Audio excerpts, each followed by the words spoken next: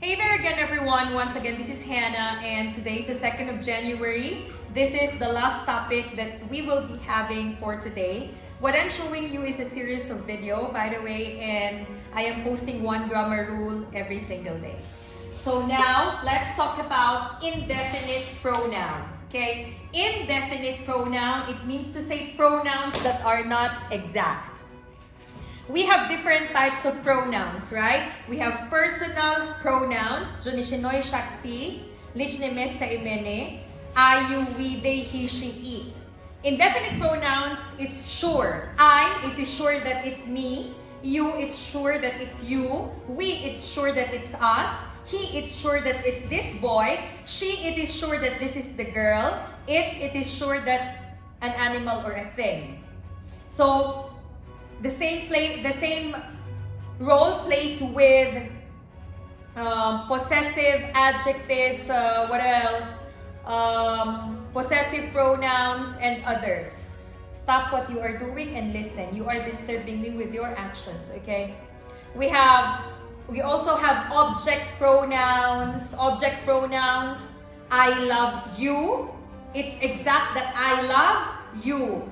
I love him, it's exact that I love this boy. I love her, it is exact that I love this girl, and others. Did you understand? The personal pronouns and the object pronouns, the possessive adjectives, they are exact. But indefinite pronouns, they are not exact. So indefinite pronouns are the pronouns that we use when we talk about something indirectly. What is indirectly?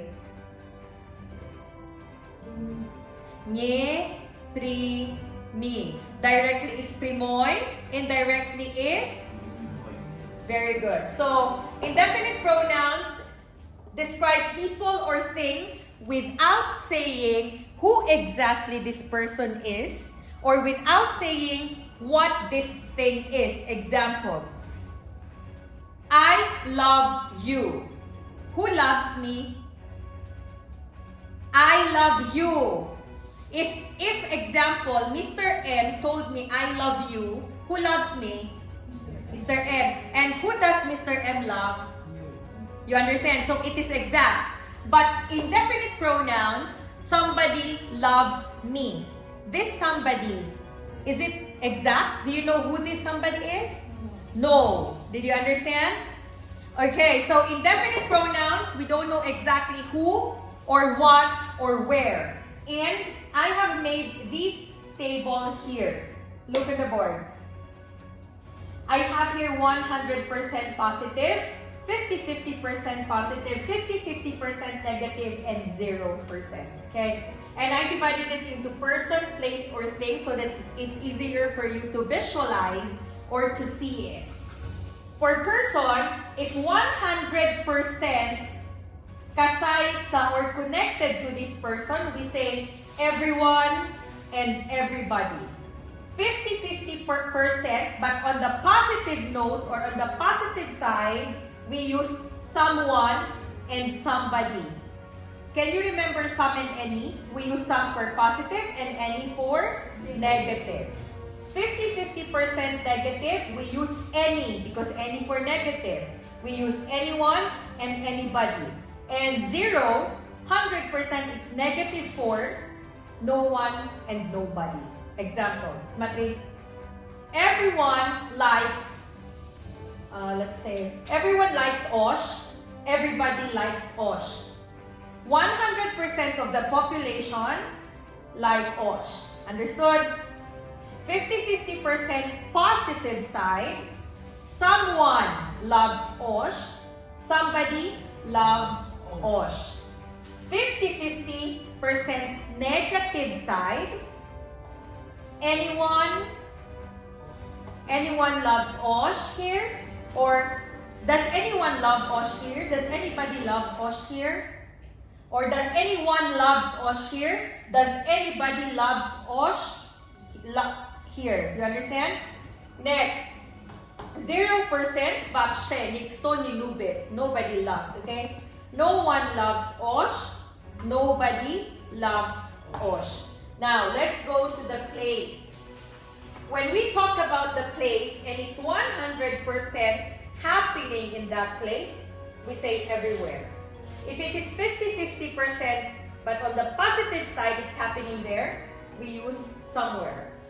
50-50%, but on the negative note, anywhere. 0, nowhere. I'll give an example.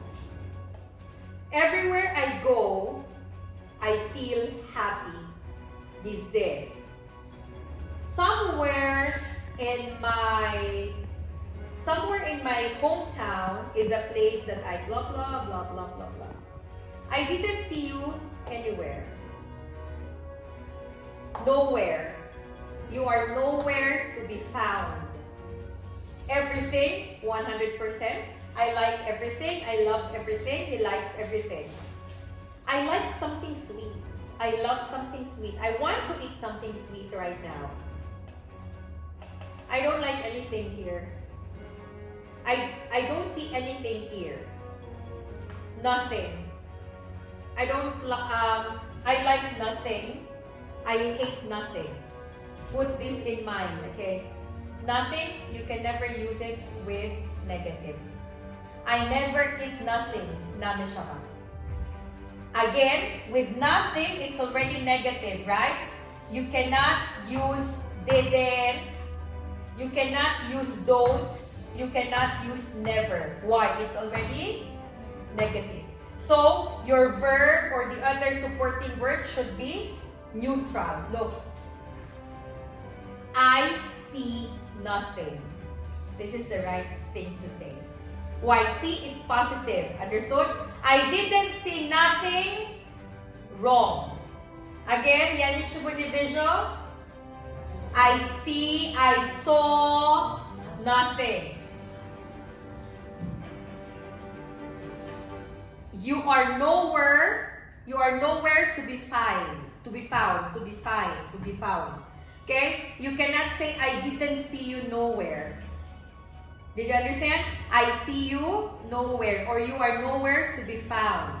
You cannot use again and again and again. Gushkod. For these zeros, can you see the zeros? You cannot use never with no one. You cannot use didn't or don't or hasn't with no one, nobody, nowhere, and anything. Na primer, yan ni Skem ni Lublu, yan ni Kamu ni Lublu. I don't love no one. I love no one. I love nobody. Did you understand? Again. Vakshe ni Kamu ni Lublu. I love no one. I love nobody. Nikto minyan ni Lubit. You cannot say, nobody don't love me. Nobody doesn't love me. Nana siya ba? Okay? No one loves me is the right thing. Nobody loves me. Nowhere. Kati negative with negative, we cannot say as well. And nothing with negative, no. Always positive with no one, positive with nobody. Positive with nowhere, positive with nothing. Why? In English, there is no such thing as double negative. This is the mistake of people. Did you understand? Again, indefinite pronouns, these are the pronouns that we do not exactly say who the person or what the thing is. Tarjuma bahro. Indefinite pronouns describe people or things without saying exactly for what they are. ҷонишинҳои номуайян ҳастанд ки Exact. ҷонишинҳое ҳастанд ки онҳо ки ё чӣ будани одамон ё чизҳоро ба мо аниқ намебиёбад. Very good. In Russian, Ayumidin. Ayumidin in Russian. Okay, in Russian, Lailo.